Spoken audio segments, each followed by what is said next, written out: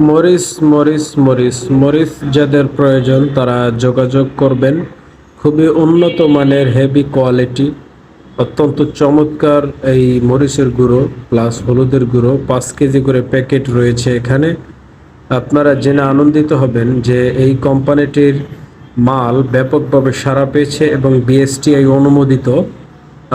খুবই মানসম্পন্ন এবং কোয়ালিটির ব্যাপারে কোনো কম্প্রোমাইজ নয়।